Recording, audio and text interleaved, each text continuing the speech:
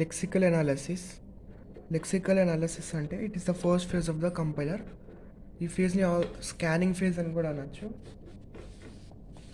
So phases of a కంపైలర్లో character stream ఇస్తే lexical analyzer దాన్ని టోకెన్ స్ట్రీమ్లో కన్వర్ట్ చేస్తుంది. సో అంటే మనం నార్మల్గా ఇన్పుట్ ప్రోగ్రామ్ ఇస్తే ఇన్పుట్ ప్రోగ్రామ్ లెక్సికల్ అనలైజర్కి ఇస్తే లెక్సికల్ అనలైజర్ మనకి టోకెన్ స్ట్రీమ్ని జనరేట్ చేస్తుంది. ఓకే, సో ఈ లెక్సికల్ అనాలిసిస్ పార్ట్లో వస్తుంది. కంపైలర్లో అనాలిసిస్ పార్ట్లోకి వస్తుంది. ఓకే, సో ఇది ఏం చేస్తుందంటే it converts the high level input program into sequence of tokens.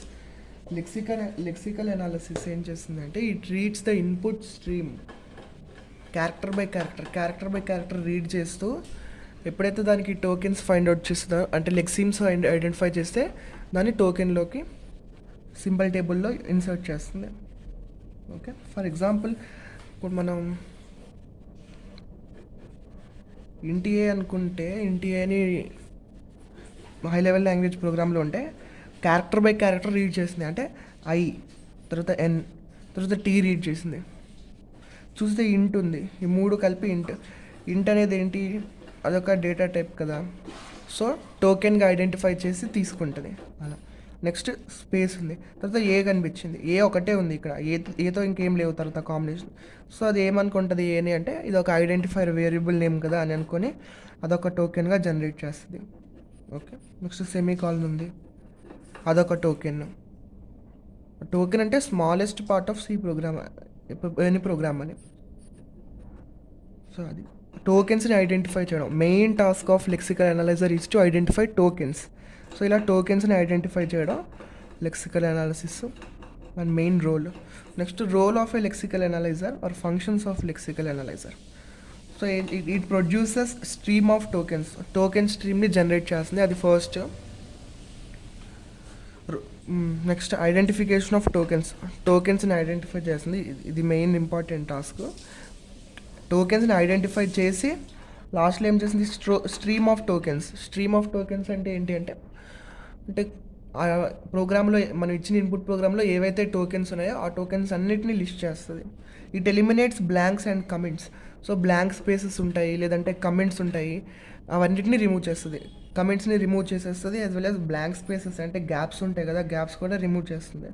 It generates symbol table which shows the information about identifiers constants encountered in the input. So symbol టేబుల్తో interact అవుతాయి every phase of the compiler అన్నాం కదా. So ఏంటి symbol table అంటే, ఈ symbol టేబుల్లో అసలు ఏముంటాయి అంటే ఇన్ఫర్మేషన్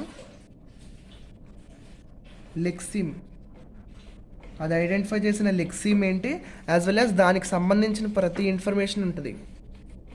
ఓకే, ఇప్పుడు ఇంట్ అనేది ఒక లెక్సిమ్ కదా. సో ఇంట్ అంటే ఈ ఇంటిజర్కి సంబంధించింది డేటా టైప్ ఏంటి, ఇది అసలు ఏంటి, ఏం టోకెన్ అలా ఉంటుంది. ఇప్పుడు ఏ అనేది ఒక వేరియబుల్ కదా. సో అగైన్ ఇది ఏం టోకెన్, దీని స్కోప్ ఏంటి, గ్లోబల్ స్కోపా లోకల్ స్కోపా అని మొత్తం దీని గురించి ఇది ఎక్కడ యూస్ చేశారు అలా మొత్తం దాని గురించి ఇన్ఫర్మేషన్ మొత్తం సింబల్ టేబుల్ అనే టేబుల్లో ఉంటుంది. Okay, next it keeps track of line numbers అంటే ఇప్పుడు ప్రోగ్రాంలో ఏదైనా ఎర్రర్ వస్తే ఎర్రర్ ఎన్కౌంటర్డ్ ఎట్ అని చెప్పి లైన్ నెంబర్ వస్తుంది కదా. సో దానికోసం లైన్ నెంబర్స్ని కూడా అది గుర్తుంచుకుంటుంది. Next it reports the error encountered while generating the tokens generate చేసేటప్పుడు ఏదైనా ఎర్రర్ వస్తే ప్రాబ్లం వస్తే ఆ ఎర్రర్స్ని కూడా జనరేట్ చేస్తుంది, అంటే మనకు చూపిస్తుంది స్క్రీన్ మీద. Next interaction between lexical analyser and parser అంటే దీని తర్వాత ఫేజ్ లెక్సికల్ అనలైజర్ తర్వాత అనాలిసిస్ తర్వాత ఫేజ్ ఏంటి సింటాక్స్ అనాలిసిస్ ఫేజ్. సో అది సింటాక్స్ అనాలిసిస్ ఫేజ్ని పార్సింగ్ అంటాం. ఓకే, సో ఇది ఇంటరాక్షన్ అంటే ఏం లేదు, సేమ్ మనం ఫేజెస్ ఆఫ్ కంపైలర్లో రాసిన సోర్స్ ప్రోగ్రామ్ అంటే హై లెవెల్ లాంగ్వేజ్లో ఉన్న ప్రోగ్రాము లెక్సికల్ అనలైజర్కి ఇస్తే ఈ లెక్సికల్ అనలైజర్ ఏం చేస్తుంది ఫస్ట్ టోకెన్ ఇప్పుడు ఇంట్ అనేది ఒక టోకెన్ కాబట్టి ఇంట్ అనే టోకెన్ని పార్సర్కి ఇస్తుంది. పార్సర్ అంటే సింటాక్స్ అనలైజర్కి ఇస్తుంది. ఇచ్చిన తర్వాత ఈ పార్సర్ ఏం చేస్తుంది అంటే నెక్స్ట్ టోకెన్ని ఇవ్వమని డిమాండ్ చేస్తుంది. సో గెట్ నెక్స్ట్ టోకెన్ అనే ఫంక్షన్ని లెక్సికల్ అనలైజర్ పంపించింది. ఇప్పుడు ఈ లెక్సికల్ అనలైజర్ నెక్స్ట్ టోకెన్ ఏముంది, ఇక్కడ ఏ ఉంది, సో ఏని పంపిస్తుంది.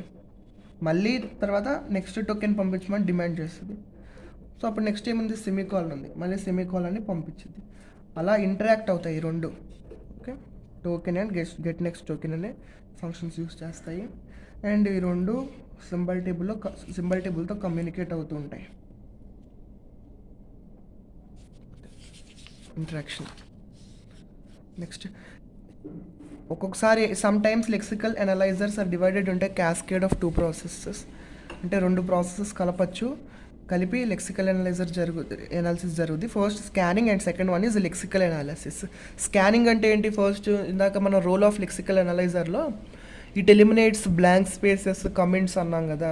సో ఫస్ట్ స్కానింగ్ ఫేజ్లో ఏం చేస్తుంటే మొత్తం స్కాన్ చేస్తుంది కోడ్ మొత్తం, మనం రాసిన కోడ్ అంతా సో స్కాన్ చేస్తుంది. స్కాన్ చేసేటప్పుడు ఏం చేస్తుంది, మనం ఏమైనా కమెంట్స్ పెడితే ఆ కమెంట్స్ రిమూవ్ చేసేస్తుంది, వైట్ స్పేసెస్ని రిమూవ్ చేసేస్తుంది మొత్తం ఆ కోడ్. అది స్కానింగ్ ఫేజ్ అంటే. Next lexical analysis next start చేస్తుంది. లెక్సికల్ అనాలిసిస్ అంటే లెక్సీమ్స్ని ఐడెంటిఫై చేయడం. లెక్సీమ్ అంటే ఏంటి అంటే నార్మల్గా అంటే ఒక కాంబినేషన్ ఆఫ్ క్యారెక్టర్స్ అని, that forms a valid token. ఒక వ్యాలిడ్ టోకెన్ ఫామ్ అవ్వడానికి ఇప్పుడు if of a greater than b అంటే ఇక్కడ ఇఫ్ అనేది ఒక వ్యాలిడే కదా టోకెన్. సో ఇది ఒక లెక్సిమ్ అవుద్ది. అగైన్ ఈ ఓపెనింగ్ బ్రాకెట్ ఒక లెక్సిమ్, ఏ అనేది లెక్సిమ్, గ్రేటర్ దెన్ అంటే ఒక లెక్సిమ్, అలా వాటినే లెక్సిమ్స్ అంటాం. సో ఈ లెక్సికల్ ఫస్ట్ ఫేజ్లో ఏం చేస్తుంది, స్కానింగ్ చేస్తుంది, అంటే వైట్ స్పేసెస్ వాటిని ఎలిమినేట్ చేస్తుంది, కామెంట్స్ రాస్తే అవన్నీ ఎలిమినేట్ చేసి నెక్స్ట్ సెకండ్ ఫేజ్లో లెక్సికల్ అనాలిసిస్ ఫేజ్లో ఏం చేస్తుంది, మొత్తం ఈ ప్రతి లెక్సిమ్ని తీసుకొని అంటే ఇన్పుట్ స్ట్రీమ్ని తీసుకొని దాన్ని టోకెన్ స్ట్రీమ్గా కన్వర్ట్ చేసింది. అది సెకండ్ ఫేజ్లో జరిగేది. ఒరిజినల్ టాస్క్ అంతా సెకండ్ ఫేజ్లో జరుగుద్ది. Next lexical analysis versus parsing అంటే syntax analysis or issues of lexical analyzer. అంటే ఇప్పుడు lexical analyzer first phase lexical analysis phase కదా. సో లెక్సికల్ అనాలిసిస్ ఫేజ్ అయిన తర్వాత సింటాక్స్ అనాలిసిస్ ఫేజ్ వస్తుంది. సో లెక్సికల్ అనాలిసిస్ తర్వాత సింటాక్స్ అనాలిసిస్ వస్తుంది. So ఇలా రెండు విడివిడిగా అంటే 2 ఫేజెస్గా ఎందుకు పెట్టారు, రెండింటిని కలిపేసి ఒకటే ఫేజ్గా ఎందుకు పెట్టలేదంటే అది ఈ discussion. Okay, lexical analysis syntax analysis రెండుగా ఎందుకు డివైడ్ చేశారంటే first simplicity of the design is maintained. Simplicity of the design అంటే ఇప్పుడు ఈ లెక్సికల్ అనలైజరే చాలా రోల్స్ ప్లే చేస్తుంది, అంటే చాలా చాలా వర్క్ చేస్తుంది. అంటే ఇక్కడే 6 నేర్చుకున్నాం మేము, 6 ఫంక్షన్స్. అలానే సింటాక్స్ అనలైజర్ కూడా చాలా ఫంక్షన్స్ చేస్తుంది. So simplicity of the design is maintain అంటే అది. అలా రెండింటిని కలిపేస్తే ఇంకా దాని మీద బర్డెన్ పెరిగిపోద్ది కదా లెక్సికల్ అనలైజర్ మీద. సో అందుకని అలా పెరగకుండా ఉండడానికి అంటే సింపుల్గా ఉండడానికి ఇలా రెండింటిగా డివైడ్ చేశారు. Next compiler efficiency is improved. Compiler efficiency is improved అంటే ఏంటంటే కంపైలర్ ఎఫిషియన్సీ ఈజ్ ఇంప్రూవ్డ్ అంటే ఇప్పుడు లెక్సికల్ అనలైజర్ దాని తర్వాత సింటాక్స్ అనాలిసిస్ వస్తుంది కదా. సో ఈ లెక్సికల్ అనలైజర్లో ఏంటంటే రెగ్యులర్ ఎక్స్ప్రెషన్స్లో ఉంటాయి, ఇక్కడ ఉండే స్ట్రీమ్ ఆఫ్ టోకెన్స్ అన్న కదా రెగ్యులర్ ఎక్స్ప్రెషన్స్లో ఉంటాయి. ఇక్కడ సింటాక్స్ అనలైజర్లో ఏంటి అంటే కాంటెక్స్ట్ ఫ్రీ గ్రామర్లో ఉంటాయి. ఓకే, మరి రెగ్యులర్ ఎక్స్ప్రెషన్స్ని ఫైనైట్ ఆటోమేటాతో మనం చెక్ చేస్తాము, అలానే కాంటెక్స్ట్ ఫ్రీ గ్రామర్ని పుష్ డౌన్ ఆటోమేటా యూస్ చేస్తాము. ఓకే, కంపైలర్ ఎఫిషియన్సీ ఇంప్రూవింగ్ అంటే ఏంటంటే ఇప్పుడు ఇలా ఉండడం వల్ల ఏంటి అంటే మనకి టాస్క్ సింపుల్గా కంప్లీట్ అవుద్ది. అలా కాకుండా ఉంటే డైరెక్ట్ ఈ రెండు కలిపేసి ఉంటే లెక్సికల్ అనలైజర్ సింటాక్స్ అనలైజర్ రెండు కలిపి ఉంటే ఈ రెగ్యులర్ ఎక్స్ప్రెషన్స్ ఉన్నాయి కదా వీటిని ఈ పుష్ డౌన్ ఆటోమేటా యాక్సెప్ట్ చేయాల్సి వచ్చేది. కానీ ఆ టాస్క్ ఇంపాసిబుల్ టాస్క్ కాబట్టి ఈ రెండింటిని ఇలాగే ఉంచారు, విడివిడిగా లెక్సికల్ అనలైజర్ ఫేజ్ తర్వాత సింటాక్స్ అనలైజర్ ఫేజ్ని పెట్టారు. Next compiler portability is enhanced. Portability అంటే ఏంటి అంటే ability to work for more than 1 type of operating system. So ఒక టైప్ ఆఫ్ ఆపరేటింగ్ సిస్టమ్ కన్నా ఇప్పుడు విండోస్లో వర్క్ చేయొచ్చు, లేదంటే లైనక్స్లో వర్క్ చేయొచ్చు.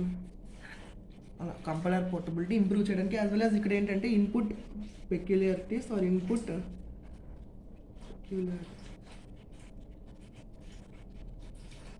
ఓకే. ఇన్పుట్ పెక్యులియారిటీస్ అంటే ఏంటి అంటే ఇన్పుట్ అనామలీస్ అని. అంటే ఫర్ ఎగ్జాంపుల్ పాస్కల్ లాంగ్వేజ్లో ఈ అప్పర్ యారో యూస్ చేస్తాము ఫర్ దీనికి అంటే మనం ఇప్పుడు పాయింటర్స్లో యాంపర్సెంట్ యూస్ చేస్తాం కదా, సో అలా పాస్కల్ లాంగ్వేజ్లో ఇలా అప్పర్ యారో యూస్ చేస్తాము. ఇది అసలు నాన్ స్టాండర్డ్ సింబల్, మన కీబోర్డ్లో కూడా ఎక్కడ కనిపించదు కదా ఈ సింబల్. సో ఈ సింబల్ యూస్ చేస్తాం. సో ఇలాంటి వాటి అన్నింటినీ ఏం చేస్తుంది అంటే లెక్సికల్ అనలైజర్ ఫేజ్లోనే అవన్నిటిని రిమూవ్ చేసేస్తుంది. So that parsing phase, syntax analyzer ఫేజ్కి వెళ్ళిన తర్వాత అది సింప్లిసిటీ మెయింటైన్ చేయడానికి, అంటే సింపుల్గా అది దాని వర్క్ చేసుకోవడానికి లెక్సికల్ అనలైజర్ ఫేజ్లోనే ఇలాంటివన్నీ రిమూవ్ చేసేస్తే సింటాక్స్ అనలైజర్ దాని టాస్క్ కొంచెం సింప్లిఫై చేసుకుంటుంది. సో అలా చేయడానికి కూడా అది కూడా ఒక రీజన్, లెక్సికల్ అనలైజర్ ఫేజ్ తర్వాత సింటాక్స్ అనలైజర్ ఫేజ్ పెట్టడానికి, అంటే రెండు డివైడ్ చేశారని. ఓకే.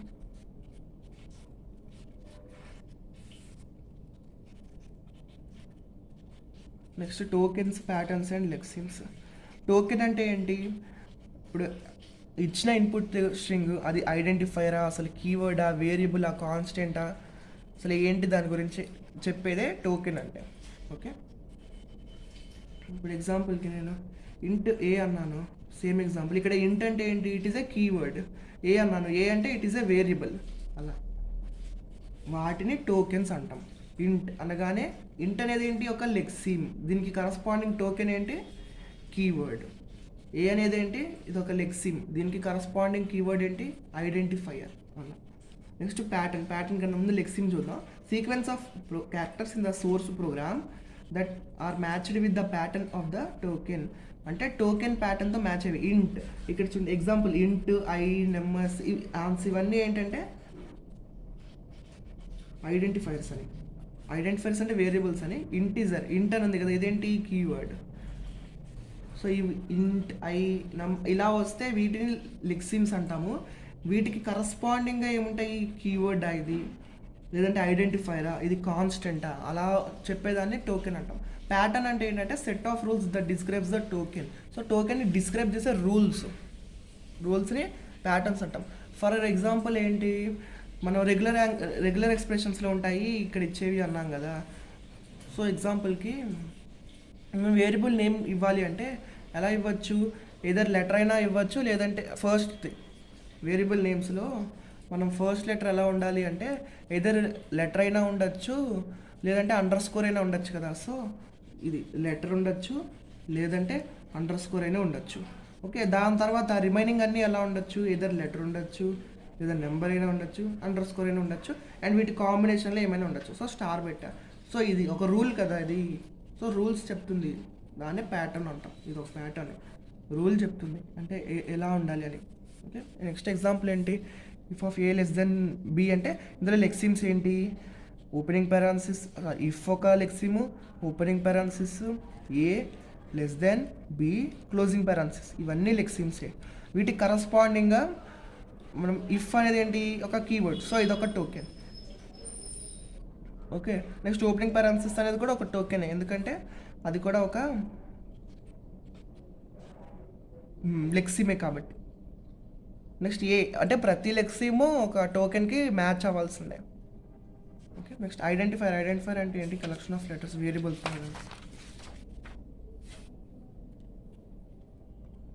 నెక్స్ట్ ఎగ్జాంపుల్ చూస్తే ఇది ఇంట్ ఒక ఫంక్షన్ ఇచ్చారు, శాంపుల్ ఫంక్షన్. దీనికి కరస్పాండింగ్ లెక్సిమ్స్ ఏంటి అంటే ప్రతి లెక్సిమ్ నోట్ చేశారు. ఇంట్, తర్వాత మ్యాక్స్, ఓపెనింగ్ పారాన్సిస్, అలా ప్రతిదీ నోట్ చేశారు. వాటిని లెక్సిమ్స్ అంటాం.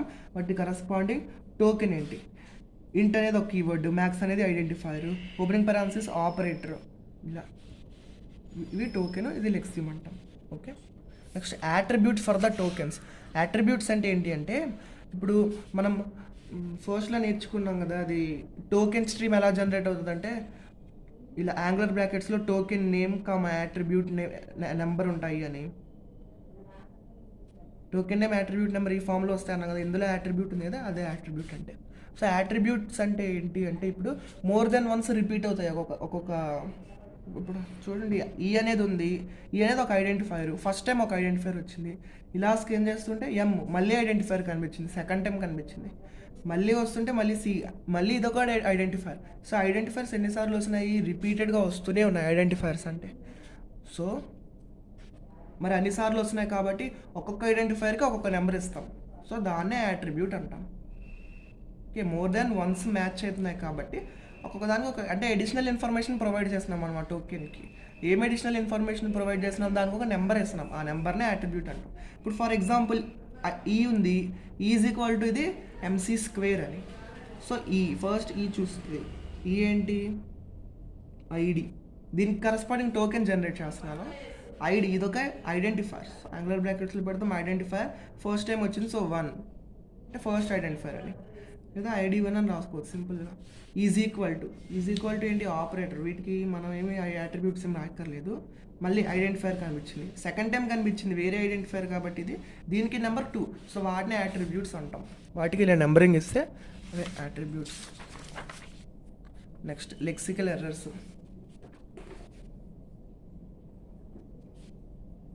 లెక్సికల్ అనాలిసిస్ ఫేజ్లో ఎలాంటి ఎర్రర్స్ జనరేట్ అవ్వచ్చు అంటే స్పెల్లింగ్ ఎర్రర్స్, అంటే మన స్పెల్లింగ్ మిస్టేక్స్ రాయొచ్చు, లేదంటే exceeding length of identifier or numerical constants. ఇప్పుడు సి లాంగ్వేజ్లో మనకి ఇప్పుడు చెప్తారు కదా ఐడెంటిఫైర్ అంటే మనం వేరియబుల్ నేమ్ ఏదైనా డిక్లేర్ చేస్తుంటే దానికి 32 లెటర్స్ కన్నా ఎక్కువ ఉండకూడదు అలా ఉంటుంది కదా. సో అది అంటే లెంగ్త్ పెరిగిపోతే వాళ్ళు మనకి ఇచ్చిన లెంగ్త్ కన్నా ఎక్కువ ఉంటాయి. Next appearance of illegal characters. Illegal characters అంటే ఏంటి, మనకి వాళ్ళు ఇచ్చినవి కాకుండా ఇప్పుడు ఎగ్జాంపుల్లో చూసాం కదా, ఇప్పుడు ప్యాటర్న్ అన్నప్పుడు ఏదర్ లెటర్ రావాలి లేదంటే అండర్ స్కోర్ రావాలన్నాం కదా, ఆ రెండు కాకుండా మనం స్టార్ట్ చేసింది డాలర్ సింబల్తో స్టార్ట్ చేస్తాం, అది ఎర్రరే కదా. సో అలా అపియరెన్స్ ఆఫ్ ఇల్లీగల్ క్యారెక్టర్స్ అలాంటివి ఏం రాకూడదు, అవన్నీ ఎర్రర్స్గా చూపిస్తుంది. Next error recovery action.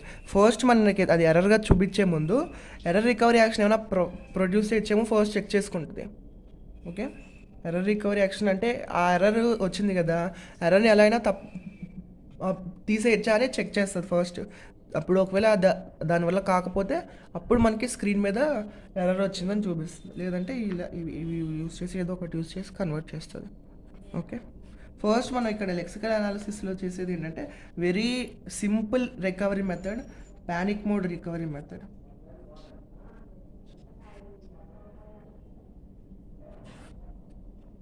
Panic mode recovery method. Okay, అంటే ఇదొక సింపుల్ మెథడ్, దేనికి యూజ్ చేస్తాము, ఎర్రర్ రికవరీకి యూజ్ చేస్తాం. ఏం చేస్తుంది ఇది అంటే, దీని మీనింగ్ చెప్పాలంటే ఇప్పుడు ఈ లెక్సికల్ అనాలిసిస్ ఫేజ్లో ఇది ఏం చేస్తుంది, స్కాన్ చేస్తూ ఉంటుంది, ఒక్కొక్క క్యారెక్టర్ని స్కాన్ చేస్తూ ఉంటుంది కదా. ప్యానిక్ మోడ్ రికవరీ ఏం చేస్తుంది అంటే, ఎగ్జాంపుల్గా చూద్దాము. ఇంటి ఏ అన్నాను $5432 25 AB. ఓకే, ఇలా నేను ఇచ్చాను. ఓకే, ఇలా నేను ఇనిషియలైజ్ చేశానంటే ఫస్ట్ ఇలా రీడ్ చేస్తూ ఉంటుంది, ఇంట్ ఒక కరెక్ట్గానే ఉంది, నెక్స్ట్ స్మాల్ ఏ కరెక్ట్గానే ఉంది, తర్వాత డాలర్ వచ్చింది, డాలర్ రాకూడదు కదా ఫస్ట్. సో డిలీట్, రిమూవ్ చేస్తుంది. రిమూవ్ ఎక్కడ వరకు రిమూవ్ చేస్తుంది వాటిని అంటే, ఒక సింక్రనైజింగ్ క్యారెక్టర్ వచ్చే వరకు, అంటే కామా కానీ లేదంటే సెమికాలన్ కానీ వచ్చే వరకు అన్నీ రిమూవ్ చేసుకుంటూ వచ్చేస్తుంది. డాలర్ రిమూవ్, రిమూవ్ అన్నీ రిమూవ్ చేసిన తర్వాత నాకు కామా కనిపించింది, ఎస్ అక్కడ తాగిపోద్ది. నెక్స్ట్ దానికి వెళ్ళింది, నెక్స్ట్ చెక్ చేస్తే మళ్ళీ ఇక్కడ 5 ఉంది, 5 ఉండకూడదు కదా స్టార్ట్ చేసేటప్పుడు. మళ్ళీ ఏం చేస్తుంది, రిమూవ్ ఎక్కడ రిమూవ్ చేస్తుంది, ఏదైనా సెమికాలన్ కానీ కామా కానీ వచ్చేవారు రిమూవ్ చేస్తుంది. సో రిమూవ్ చేసేసింది, ఈ రెండింటిని తీసేసింది, అసలు డిలీట్ చేసేసింది. సో అదే ప్యానిక్ మోడ్ రికవరీ మెథడ్ అంటే. ఓకే, సో అలా ప్యానిక్ మోడ్ రికవరీ మెథడ్ కాకుండా ఇంకా అదర్ మెథడ్స్ ఏమైనా ఉన్నాయంటే ఇవి. Delete 1 character from the remaining input ఎప్పుడు జరుగుద్ది అంటే, ఇప్పుడు నేను ఇంట్ కదా మనం రాయాల్సింది, ఇంట్ రాసిన తర్వాత నేను ఎక్స్ట్రా ఇంకో టీ పెట్టేసాను అనుకోండి ఎగ్జాంపుల్గా, ఏం చేస్తుంది అది, ఏమనుకుంటుంది అంటే ఇది అసలు లేదు కదా, ఇది ఐడెంటిఫైర్గా లేదు కాబట్టి, సారీ ఇది అసలు కీవర్డే కాదు కదా, కీవర్డ్ కాదు కాబట్టి ఇది చెక్ చేస్తుంది, ఇదొక ఐడెంటిఫైయర్. ఓకే, వాళ్ళు ఏమైనా రాంగ్ రాశారా, యూజర్ ఏమైనా రాంగ్ రాశాడా అని చెప్పి ఇది రిమూవ్ చేస్తుంది. Okay, deletes 1 character from the remaining input. ఏం చేయొచ్చు, లేదంటే insert A missing character into the remaining input, లేదంటే నేను ఏం చేస్తానంటే వైల్ కదా, WHLE అని రాశాను. ఏం చేస్తుంది అది ఆటోమేటిక్గా మధ్యలో ఐ పెట్టడానికి ట్రై చేస్తుంది. ఓకే, వైల్గా మార్చింది. లేదా replace A character by another character. ఇప్పుడు ఫర్ అని రాయాలి కదా, ఫర్ అని రాయకుండా నేను ఫ్రో అని రాశాను. ఏం చేస్తుంది అంటే ఫర్గా మారుస్తుంది అది. అదే సేమ్ అదే లాస్ట్ కూడా transpose to adjacent characters same ఇదే. ఇప్పుడు నేను ఇలా రాశాను, ఈ రెండు అడ్జసెంట్ క్యారెక్టర్స్ ఇది రెండు ట్రాన్స్పోజ్ చేస్తుంది. సో రీప్లేస్మెంట్ అంటే ఏంటి, ఇది ఇక్కడ వేరేది నేను ఏదైనా రాస్తే ఇప్పుడు FOR అని రాయకుండా ఫర్కి FIR అని రాశాను, రీప్లేస్ చేస్తుంది, ఐ బదులు ఓ పెడుతుంది. అది రీప్లేసింగ్ అంటే. ట్రాన్స్పోజింగ్ అంటే ఇది. ఓకే, FOR రాయకుండా నేను ఫ్రో అని రాస్తే ఈ రెండు పక్కనే ఉన్నాయి కదా, సో వాటిని ట్రాన్స్పోజ్ చేయడానికి ట్రై చేస్తుంది. అంటే ఓ ముందుకి ఆరు వెనక్కి వచ్చేలా చేస్తుంది. ఈ ఎర్రర్ రికవరీ టెక్నిక్స్ని ఫాలో అవుద్ది. వీటి వల్ల ఏమి కాకపోతే నేను మనకి స్క్రీన్ మీద చూపిస్తుంది ఇది ఎర్రర్ ఇక్కడ వచ్చింది చూసుకోండి అని. ఓకే, సో ఇది థ్యాంక్ యూ.